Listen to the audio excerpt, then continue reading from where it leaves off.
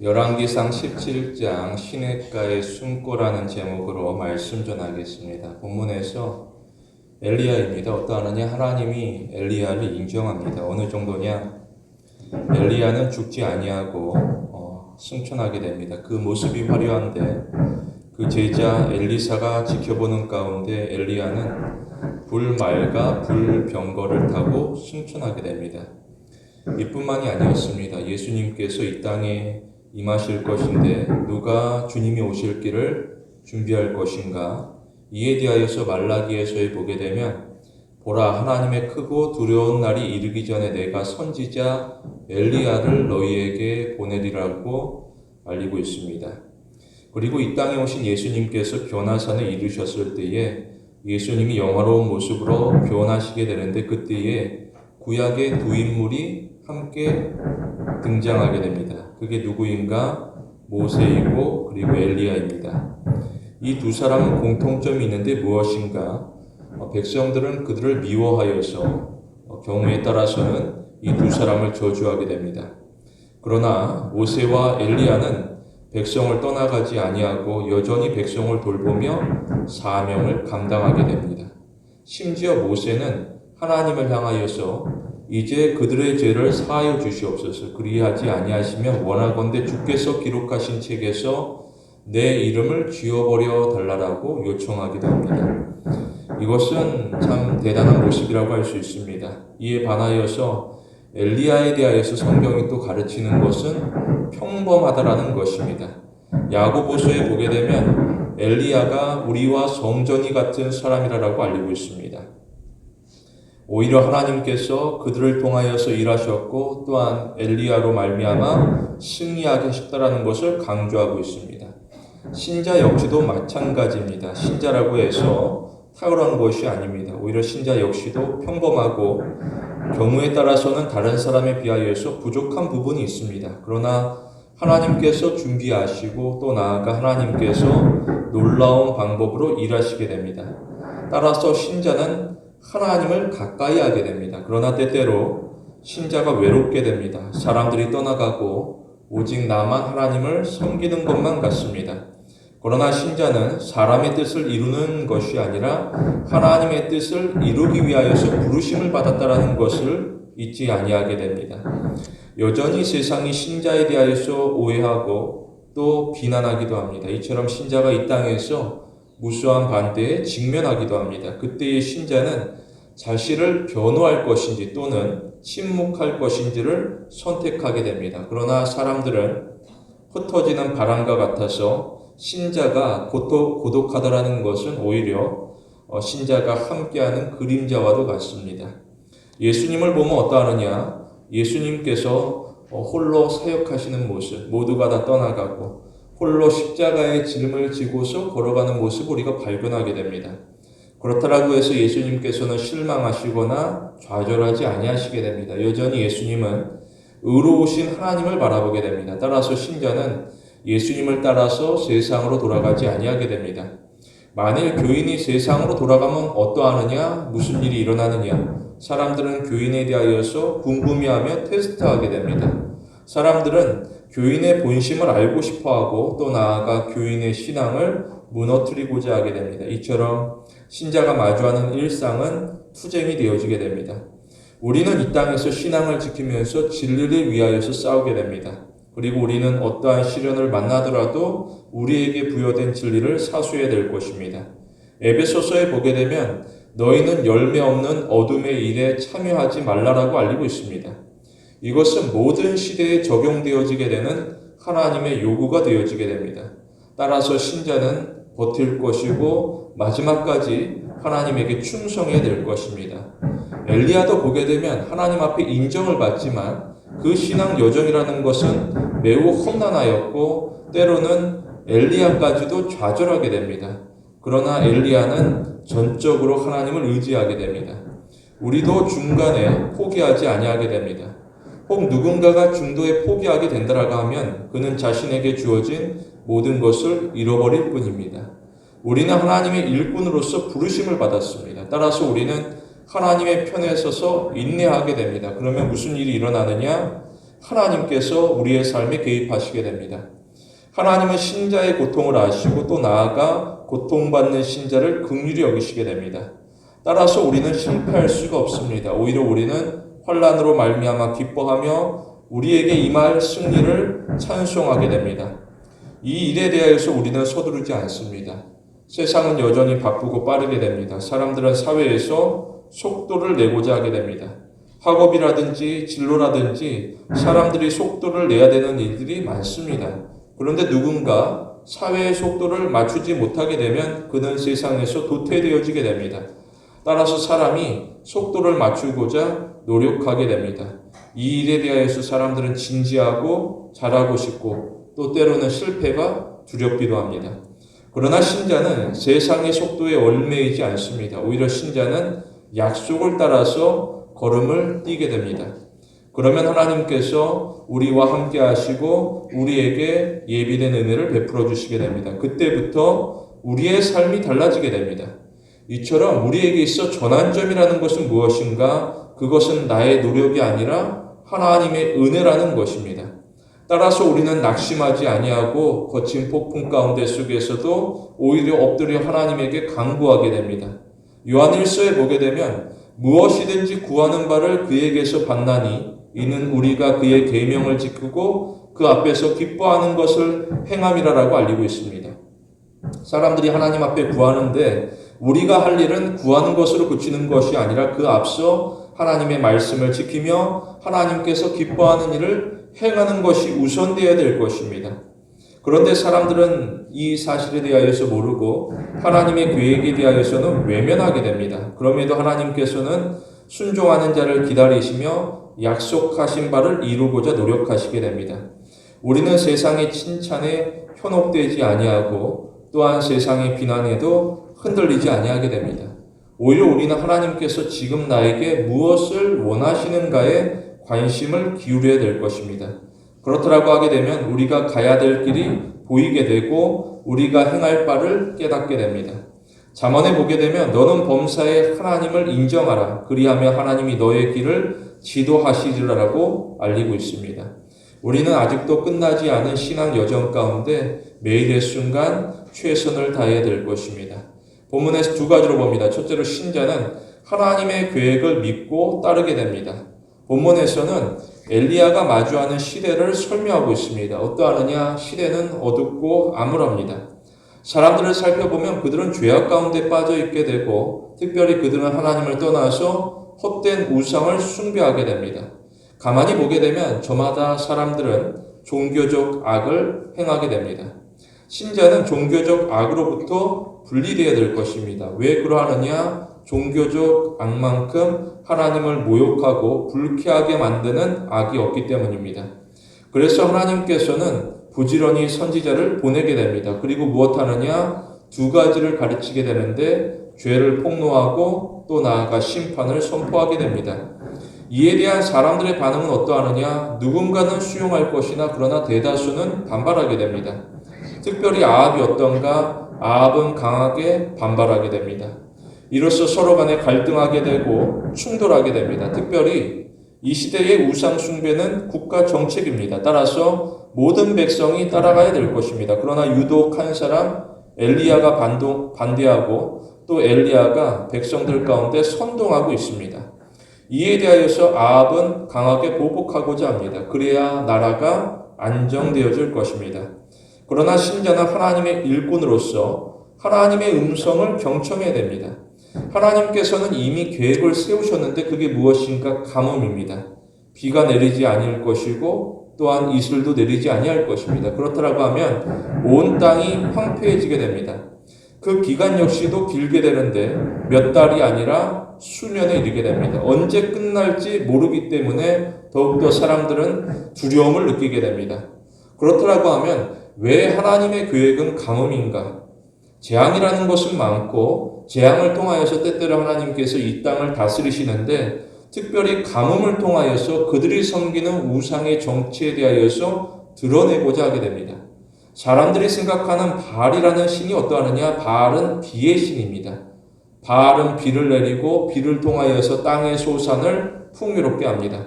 그러나 하나님께서는 가뭄을 통하여서 그들이 섬기는 바알의 무능함을 효과적으로 드러내고 있습니다. 여기서 하나님의 경고라는 것은 빈말로 그치지 아니하고 곧 물이 마르게 되고 사람들은 물을 찾아서 헤매게 됩니다. 그러한 상황 가운데 하나님께서는 엘리야를 시내로 보내시게 됩니다. 그러나 시내는 부족할 것입니다. 오늘은 시냇물이 흐를 것이나 내일은 시냇물이 마를 수 있습니다. 따라서 하나님께서는 시냇물이 아니라 넓은 강으로 인도해야 마땅할 것입니다. 그래야 사람이 불안하지 아니할 것입니다. 혹 식수가 부족하면 목이 마르고 물을 찾을 때에 물을 찾지 못하면 위험하여서 죽을 수도 있습니다. 이게 특별히 남의 문제가 아니라 곧 나의 문제가 되기 때문에 엘리야는 신중하게 대처해야 될 것입니다. 특별히 아합이 분노하면서 군대를 보내서 수색하게 되는데 엘리야는 숨어 지내야 될 것입니다. 아합은 엘리야에 대하여서 화를 내면서 국가에 대한 반역이고 또한 바알에 대한 도전으로서 다스리고자 하게 됩니다. 이처럼 아합이 보기에 엘리야는 원수처럼 지명수배로서 그를 체포하고자 하게 됩니다. 이미 앞서서 수많은 선지자들이 하나님을 섬긴다라는 이유로서 죽임을 당하게 됩니다. 이처럼 위협이라는 것은 언제나 실제적이었습니다. 이와 관련하여서 국내 대신 오바댜가 증언하게 되는데 뭐라고 하느냐? 오바댜는 엘리야에게 당신의 하나님의 살아계심을 두고 맹세하노니 아합 왕이 사람을 보내어서 당신을 찾지 아니한 족속이나 나라가 없었고 그들이 말하기를 엘리야가 없다 하면 그 나라와 그 족속으로 당신을 보지 못하였다라는 맹세를 하게 하였다라고 말하고 있습니다. 아합은 어떻게 해서든 엘리야를 찾아서 엘리야를 제압하고자 하게 됩니다. 여기서 분노라는 것은 특징을 나타내고 있습니다. 무엇인가 분노는 한계가 없다라는 것입니다. 아합의 분노는 전국적으로 퍼져나가게 되고 이에 맞추어서 사람들은 함께 엘리야를 향하여서 욕하게 됩니다. 어떠하느냐? 엘리야는 악한 자입니다. 모두가 가뭄으로 고생하고 있는데 그 중에서 엘리야는 비를 내려달라고 기도하는 것이 옳은 일이 되어질 것입니다. 그러나 오히려 그 반대를 행하게 됩니다. 오히려 엘리야는 가뭄 가운데 속에서 비를 내리지 말아달라고 강구하고 있는 듯 보입니다. 이러한 악인이 또 어디에 있을까? 백성들은 엘리야를 미워하고 싫어하며 또 나아가 욕하고 저주하게 됩니다. 이처럼 사람들은 자신의 잘못을 돌아보지 아니하고 오히려 자신의 잘못을 합리화하며 하나님의 선지자를 몰아붙이게 됩니다. 이것이 또한 아합이 바라는 일이 되어지게 됩니다. 오래전 하나님께서 예고하시게 되는데 신명기에 보게 되면 너희는 스스로 삼가라 두렵건대 마음에 미혹하여서 돌이켜 다른 신들을 섬기며 그것들에게 절함으로써 하나님께서 너희에게 진노하사 하늘을 닫아 비를 내리지 아니하여 땅에 소산을 내지 아니하심으로 너희가 하나님이 주신 아름다운 땅에서 속히 멸망할까 하노라라고 알리고 있습니다. 이 말씀처럼 하나님께서는 사람의 기대를 저버리는 것이 아니라 오히려 백성들이 하나님의 약속을 어기고 있습니다. 그러나 이스라엘은 자신을 점검하지 아니하고 오히려 세상에 속하여서 시대를 따라가게 됩니다. 왜 그러할까? 그래야 지금 내가 안전하기 때문입니다. 누구도 나를 지켜주지 아니하는 오히려 하나님을 믿는 자들을 박해하는 이 땅 가운데 속에서 전능하신 하나님께서는 오히려 하나님을 믿고 따르는 사람들을 책임져 주지 아니하는 모습을 보게 됩니다. 그만큼 어지러운 세상 가운데 속에서 사람들은 자신의 안전만을 추구하게 됩니다. 경우에 따라서는 하나님을 떠나는 일도 마다하지 아니하게 됩니다. 이러한 상황에서 보내심을 받은 선지자는 더욱더 위축되어지게 됩니다. 그럼에도 불구하고 선지자들은 백성을 향하여서 가르치게 됩니다. 그들이 듣든지 아니 듣든지 그들 가운데 가르치고 그들을 올바른 길로 인도할 책임이 부여되어지게 됩니다. 그럼에도 백성들은 수용하지 아니하게 되고 오히려 선지자를 압박하게 됩니다. 더 이상 우리에게 말하지 말아라. 너의 말을 그치고 돌아서서 우리와 같이 세상을 향하여서 나아가자라고 재촉하게 됩니다. 이미 이스라엘 백성은 아합에게 길들여진 모습을 보여주게 됩니다. 예를 들어서 큰 코끼리를 사육할 때에 어떻게 하느냐? 어린 코끼리를 어미 코끼리로부터 떼어내게 됩니다. 그리고 밧줄로 묶었고 그 어린 코끼리의 머리를 송곳으로 찌르게 됩니다. 육체적 손상을 가함으로써 정신적 손상까지도 입히게 됩니다. 이로써 어린 코끼리는 굴복하게 되고 그 코끼리가 아무리 덩치가 커져도 여전히 그 코끼리는 사람의 말을 따르며 굴복하게 됩니다. 이 과정을 박살이라는 표현으로서 사용되어지게 됩니다. 이와 같이 이스라엘이 아합과 이세벨에 의하여서 고통의 과정을 겪으면서 그들은 육체적 손상과 정신적 손상을 입었고 결국에 이르러서는 굴복하는 모습을 보여주게 됩니다. 엘리야 역시도 가뭄으로 말미암아서 괴로워하게 됩니다. 나아가 엘리야는 쏟아지는 사람의 비난으로 말미암아서 더욱더 힘이 들게 됩니다. 후에 아합이 엘리야를 만나 이야기하기를 내가 잘못했다라고 반성하지 아니하고 오히려 가뭄 가운데 속에서 이스라엘을 괴롭게 하는 자는 바로 너라라고 지목하게 됩니다. 이러면 선지자 역시도 속이 상할 것입니다. 그러나 신자는 자신의 감정에 집중하지 않습니다. 오히려 신자는 자신의 감정을 뛰어넘어 올바른 길로 인도하시는 하나님에게 집중해야 됩니다. 그것이 바로 좁은 길입니다. 어떠하느냐? 사람은 좁은 길을 무리로서 단체지어 지나갈 수가 없습니다. 좁은 길이기 때문에 오히려 혼자로서 통과해야 될 것입니다. 이처럼 믿음이라는 것은 개인적인 일입니다. 사람을 보면서 내가 결정하는 것이 아닙니다. 누가 나 대신 해줄 것도 아니고 해줄 수도 없는 일이 되어지게 됩니다. 따라서 우리는 믿음으로 스스로 결단해야 됩니다. 사도행전에 보게 되면 베드로는 너희가 회개하여 각각 예수 그리스도의 이름으로 세례를 받고 죄 사함을 받으라라고 알리고 있습니다. 너희가 회개함에 있어서 너희가 각각 회개하고 예수 그리스도의 이름으로 세례를 받아서 죄 사함을 받을 것을 강조하고 있습니다. 이처럼 우리 스스로가 좁은 길을 선택하였고 우리 각자가 대가를 지불하게 됩니다. 무엇인가 우리는 다른 사람들과 분리되어지게 됩니다. 이미 많은 사람들이 넓은 길을 선택하게 됩니다. 특별히 유명한 사람, 성공한 사람, 그리고 권력을 가진 사람들은 자신이 가진 것을 지키기 위하여서 넓은 길을 이용하게 됩니다. 그러자 더 많은 사람들이 넓은 길로 모여들게 됩니다.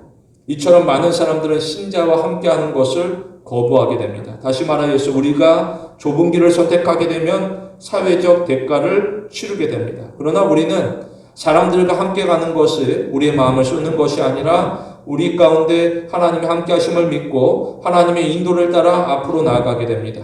잠언에 보게 되면 너는 마음을 다하여 하나님을 신뢰하라라고 알리고 있습니다. 야곱을 살펴보면 어떠하느냐? 야곱은 하나님의 말씀을 따라서 고향으로 돌아오게 됩니다. 그럼에도 야곱은 두려움을 느끼게 됩니다. 왜 그러하느냐? 에서가 400명의 군사를 거느리고서 다가오기 때문입니다. 그 어두운 밤에 야곱은 홀라 고민하게 됩니다. 내가 진정 하나님의 말씀을 쫓아서 고향으로 돌아왔지만 그 앞에 무리지어서 나오는 대적 앞에서 그는 두려워 떨 수밖에 없습니다. 그때에 누군가 나타나게 되고 그는 야곱과 씨름하게 되는데 야곱은 그가 누구인지 알지 못하게 됩니다. 그러나 후에 알고 보니 하나님께서 야곱을 어두운 중에 암울한 시대 가운데 속에서 붙들고 계셨습니다. 이처럼 우리 가까이 하나님께서 함께 하시게 됩니다. 우리가 겪는 어려움과 문제 가운데 속에서도 우리는 하나님이 지시하는 현장으로 나아갈 것이고 또한 우리에게 주어진 하나님께서 바라시는 일을 힘써 행해야 될 것입니다. 이미 하나님께서는 답을 알고 있습니다. 따라서 우리는 하나님을 떠나가지 아니하고 오히려 우리 가운데 주어진 삶에 대하여서 하나님 앞에서 더욱더 간절한 마음으로 매달리면서 하나님의 도우심을 구해야 될 것입니다. 그러면 하나님께서 우리를 생명의 길로 인도하시게 됩니다.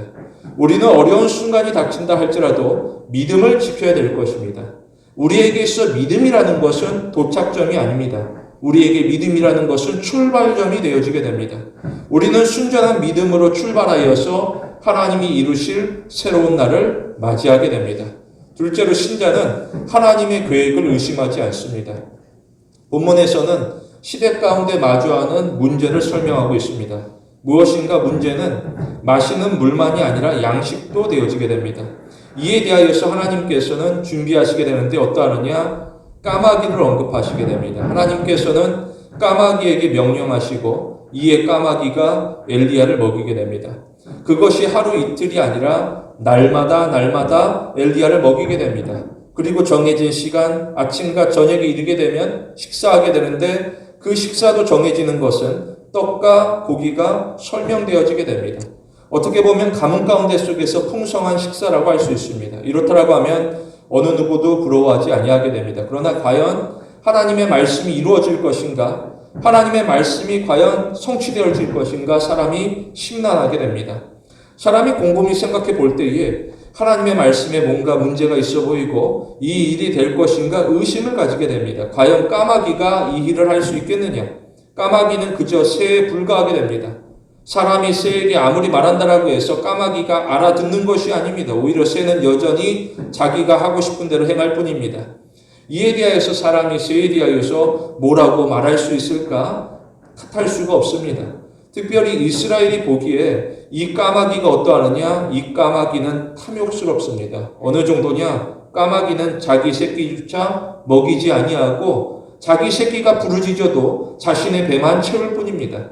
그래서 욥기에 보게 되면 까마귀 새끼가 하나님을 향하여서 부르짖으면 먹을 것이 없어서 오락가락할 때에 그 새끼를 위하여서 먹을 것을 예비하는 자가 누구냐? 바로 하나님이라고 알리고 있습니다. 이처럼 까마귀는 사람들이 바라볼 때에 탐욕스러워서 움켜진 것을 절대로 내어주지 않는 새가 되어지게 됩니다. 또한 까마귀는 부정한 존재로서 평가되어지게 됩니다. 신명기에 보게 되면 까마귀 종류는 부정하다라고 알리고 있고 레위기에 보게 되면 까마귀 종류는 가증하다라고 알리고 있습니다. 그야말로 가증하고 부정한 존재에 대하여서 오히려 하나님께서 택하셨다라는 것입니다. 이 일에 대하여서 유대인들은 불편하게 됩니다. 사람들은 자신이 바란다는 가정이 있고 또한 자신이 원하는 결과가 있습니다. 어떻게 내가 원하는 과정과 결과에 대해서 하나님께서는 부정한 자를 통하여서 이루고자 하시느냐? 사람들이 하나님에게 요구하기를 나에게 편한 길, 나에게 쉬운 길을 요구하게 됩니다. 그러나 하나님께서는 쉬운 길이나 편한 길, 사람들이 원하는 길을 허락하지 아니하게 됩니다.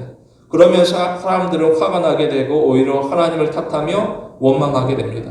광야 가운데 수많은 사람들이 원망하고 불평한 이유는 다른 무엇이 아니라 길이 험하기 때문에 오히려 길을 돌이켜서 애굽으로 돌아가고자 하게 됩니다. 그들은 목적에 대하여서 결과에 대하여서 불만을 가진 게 아닙니다. 오히려 그 과정 가운데 속에서 내가 생각하는 대로 이루어지지 않기 때문에 내가 바라는 요구대로 하나님께서 따라오지 않기 때문에 하나님을 향하여서 불평하게 됩니다. 이처럼 사람이라는 것은 비겁하게 됩니다. 상황이 좋으면 언제든지 하나님을 찬양할 수 있으나 상황이 안 좋으면 언제든지 하나님을 향하여서 불만을 쏟아낼 수 있습니다. 이게 얼마나 나약한 신앙입니까? 신자는 일관된 자세로서 하나님을 섬겨야 될 것입니다. 그러나 사람은 너무나도 연약합니다. 엘리야도 가만히 보게 되면 엘리야도 절망하게 되고 이후로 엘리야는 하나님 앞에서 죽기를 간청하게 됩니다. 그럼에도 하나님께서는 자비로우시고 그 엘리야를 불쌍히 여기시며 위로하시고 격려하시게 됩니다. 우리는 어려운 순간 가운데 속에서도 여전히 하나님을 찾아 나서게 됩니다. 시편에 보게 되면 하나님을 찾는 자는 모든 좋은 것에 부족함이 없으리라라고 알리고 있습니다. 그럼에도 사람들은 하나님의 약속을 붙들지 아니하고 하나님을 찾지 아니하며 오히려 세상 가운데 물을 찾아 헤매게 됩니다. 고슴도치 딜레마라는 것이 있습니다. 무엇인가? 서로 친한 사이가 되어지게 됩니다. 그러나 서로 고슴도치처럼 찌르기 때문에 적당한 거리가 필요하게 됩니다. 때로는 혼자 싶어하는 모습을 딜레마로서 설명하게 됩니다. 이처럼 사람이 누군가를 의존하게 됩니다. 누군가를 의존함으로 말미암아 안정감을 느끼지만 동시에 사람은 불만이 쌓이게 됩니다. 동시에 사람은 누군가로부터 벗어나고자 하게 됩니다. 이로써 사람은 자율성을 얻게 되고 동시에 불안이 쌓이게 됩니다. 이처럼 사람이 때로는 누군가를 의지하지만 누군가를 함부로 대하는 모습이 마치 하나님을 대하는 모습과도 같습니다. 우리가 하나님을 따른다라고 하지만 오히려 하나님을 떠나서 우리 마음대로 자유롭게 살기를 원하게 됩니다. 이처럼 사람 역시도 오락가락하는 모습을 보여주고 있습니다. 그러나 성경이 교훈하는 것은 무엇인가? 교인은 하나님을 절대로 떠나서는 안 된다는 것입니다. 교인이 하나님을 떠나가게 되면 그는 아무것도 행할 수가 없습니다. 요한복음에 보게 되면 예수님께서는 나는 포도나무요 너희는 가지니 그가 내 안에 내가 그 안에 거하면 사람이 열매를 많이 맺나니 나를 떠나서는 너희가 아무것도 할 수 없다라고 이야기하시게 됩니다. 이처럼 사람이 수고하여도 더는 자기 방식이 통하지 아니하는 순간이 이르게 됩니다. 그때의 신자는 현실을 받아들이게 됩니다. 그리고 신자는 신앙으로서 현실을 이겨내게 됩니다. 그럼에도 누군가는 자신의 방식에 대하여서 여전히 미련이 남게 됩니다. 그래서 사람이 하나님 없이 혼자서 무언가를 행하고자 하게 됩니다. 이처럼 사람이 노력을 시작하게 되고 그리고 성과로서 마무리하게 됩니다. 그러나 신자는 오히려 노력이 아니라 약속으로 시작하고 성과가 아니라 은혜로서 마무리되어지기를 간구하게 됩니다. 왜 본문에서 까마귀인가? 하나님께서는 많은 새들 가운데 속에서 왜 까마귀를 보내셨는가? 만일 귀여운 강아지를 하나님께서 보내시면 어떠할까? 강아지가 먹이를 물고서 사람들 앞을 지나가게 됩니다. 이게 하루 이틀이 아니고 아침 저녁으로 부지런하게 움직이게 됩니다. 그러면 사람들은 그 강아지가 어디서 고기와 떡을 가져왔으며 고기와 떡을 왜 먹지 아니하고 물고서 지나갈까 궁금해하게 됩니다. 호기심을 가지게 되고 혹 내가 그가 가진 그 강아지가 가진 떡과 고기를 취하고자 강아지 뒤를 몰래 따라가게 됩니다. 그렇다고 하면 엘리야는 발각되어질 것이고 엘리야는 끌려갈 것입니다. 그런데 새는 어떠하느냐? 사람들은 새를 따라가지 않습니다. 이유가 무엇인가? 사람들은 새가 음식을 물고 갈 때에는 자기 새끼에게 먹이를 가져다 줄 것이라고 생각하기 때문입니다. 특별히 이스라엘은 까마귀에 대하여서는 더더욱 관심이 없습니다. 부정한 새를 가까이에서는 안 됩니다. 가까이 하게 되면 나도 부정하기 때문에 오히려 까마귀를 멀리하게 됩니다. 이처럼 하나님의 계획은 세밀하여서 내 계획대로 하지 아니하면 오히려 내게 은혜가 되어지게 됩니다. 신자는 오히려 하나님의 계획 아래서 안전하게 됩니다. 우리는 하나님을 의심하지 않습니다. 하나님께서는 우리를 선한 길로 인도하시게 됩니다. 우리는 주저하지 아니하고 시냇가로 물이 마를지라도 시냇가로 나아갈 것이고 까마귀가 나에게 음식을 준다 할지라도 그 자리를 피하지 아니하고 나아가 하나님의 말씀에 순종해야 될 것입니다. 사람들은 저마다 자신이 생각하는 방법을 하나님 앞에 요구하지만 하나님께서는 오히려 사람이 생각하지 않은 방법으로 문제를 풀어가시게 됩니다. 그럼에도 누군가는 결과를 보고서 판단하고자 하게 됩니다. 그러면 때는 늦게 됩니다.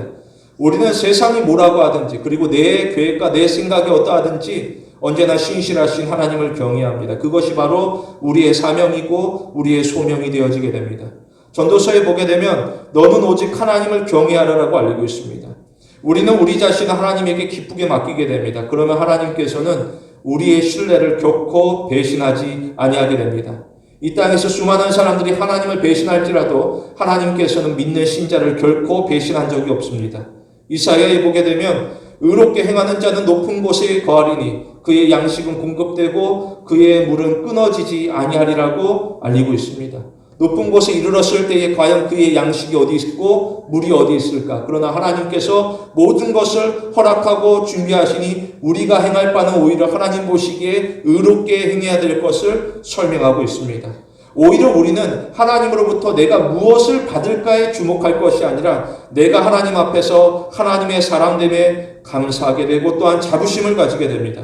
하나님은 거친 세상 가운데 속에서도 사랑하는 자녀를 떠나지 아니하시고 언제나 사랑으로 돌보시게 됩니다. 따라서 우리는 어린아이의 심정으로 하나님을 따르게 됩니다. 우리는 내가 한계를 정해놓고서 여기까지만 하나님을 따라가겠다라고 하는 것이 아니라 진짜 믿는 자로서 하나님께서 요구하는 자리, 원하는 자리, 때로는 그 시대 가운데 어려운 문제 가운데 속에서도 오히려 순종하는 마음으로 충성해야 될 것입니다.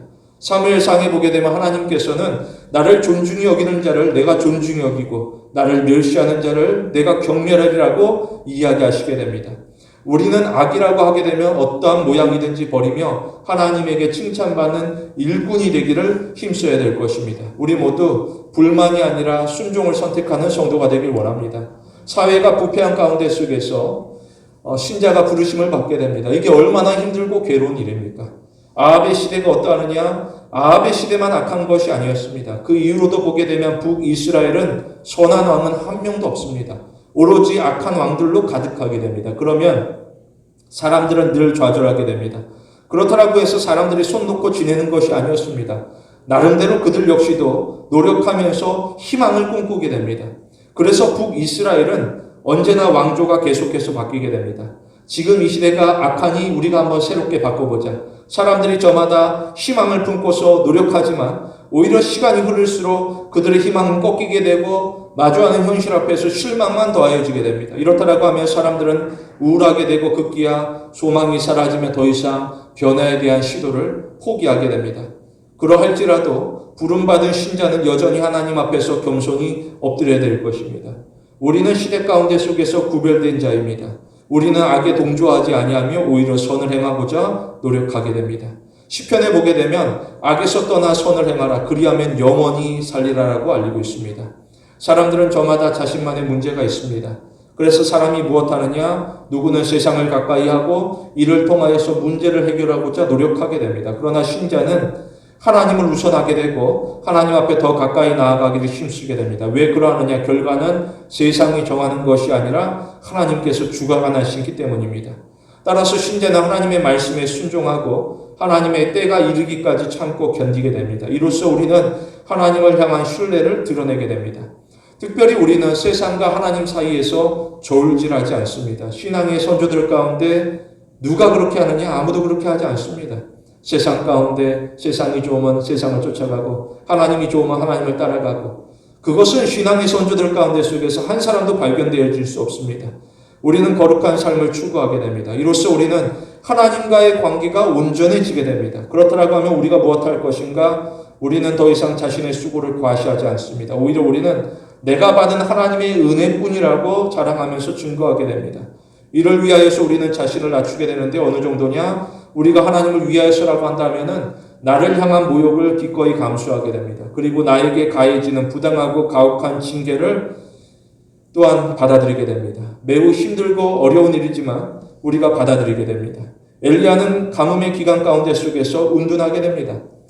엘리야가 가는 곳에 사람들을 환영하지 않습니다. 오히려 그를 향하여서 손가락질하면서 돌을 들고서 치고자 하게 됩니다. 그러나 엘리야는 하나님 앞에서 사명을 감당하고자 하게 되고 오히려 그의 마음 가운데 속에서는 사람의 기쁨을 얻기보다는 하나님의 뜻을 이루고자 하는 열망으로 가득하게 됩니다.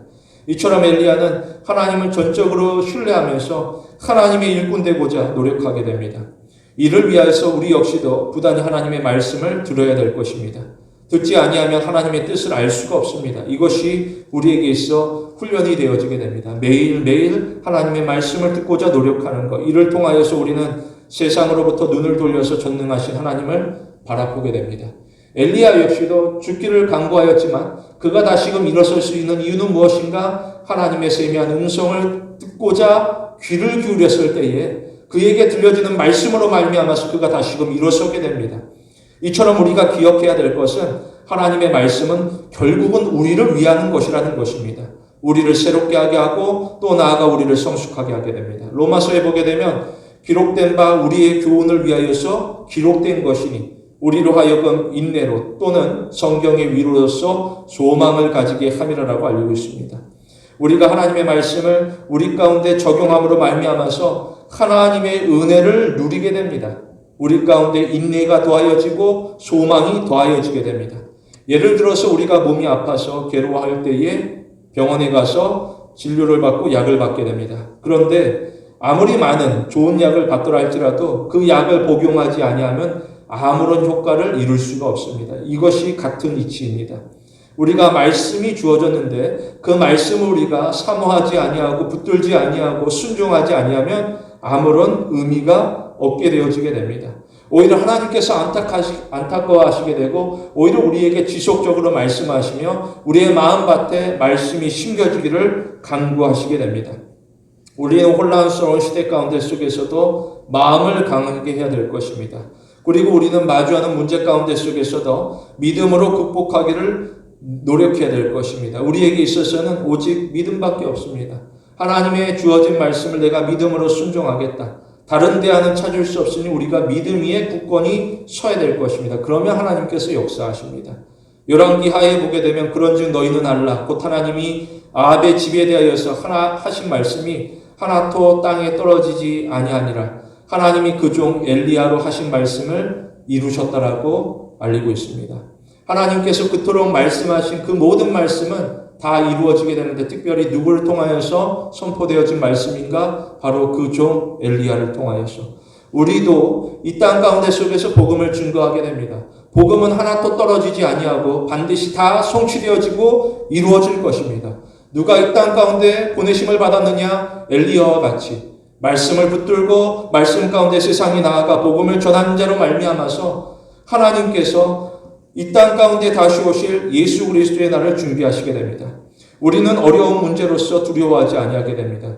우리가 어려운 문제로서 때로는 두려워하지만 정말 우리가 경계해야 될 것은 어려운 문제가 아니라 우리의 신앙이 침체되는 것을 두려워하고 걱정해야 될 것입니다.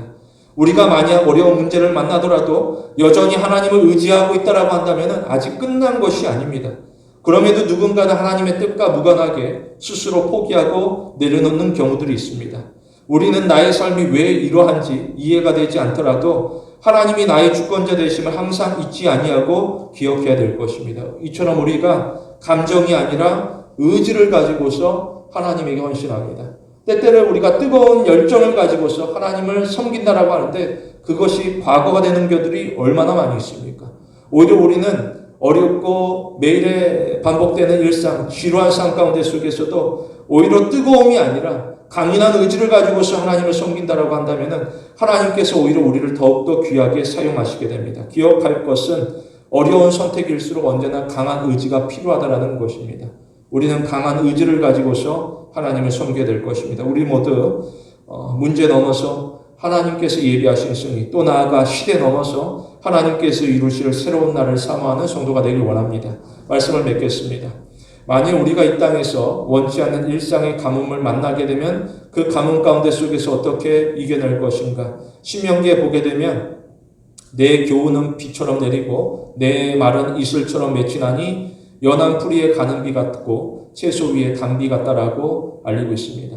많은 사람들이 저마다 물을 찾아 헤매이고 세상 가운데 해결책을 찾아 나설 거지만 오히려 우리는 하나님의 말씀을 듣고자 사모하며 하나님의 말씀 가운데 속에서 순종하기를 힘써야 될 것입니다. 이처럼 우리는 하나님의 교훈을 경청하면서 하나님의 진리에 복종할 뿐입니다. 그러면 우리의 삶 가운데 은혜의 비가 내리게 됩니다. 이로써 하나님께서는 우리의 고통과 슬픔을 씻어내시게 되는데 우리는 하나님이 부여하시는 놀라운 은혜로 회복되어지게 되고 힘을 얻게 됩니다. 따라서 우리는 지레 못 먹고서 이상한 결론을 내리지 아니하도록 조심해야 될 것입니다.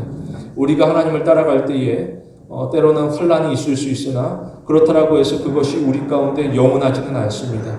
오히려 우리의 마지막은 패배가 아니라 승리라는 것을 기억합니다. 또 그날에 하나님께서 임하실 것입니다. 우리는 하나님이 나의 하나님 되심을 고백하면서 우리가 섬기는 하나님이 무한한 영광을 받기 위하도록 오히려 하나님 앞에서 충성과 헌신을 다해야 될 것입니다. 성도 여러분, 합력하여 선을 이루시는 하나님을 우리가 마땅히 섬기고 또 우리의 삶을 하나님께 내어 맡기는 귀한 신앙의 성도가 되길 원합니다.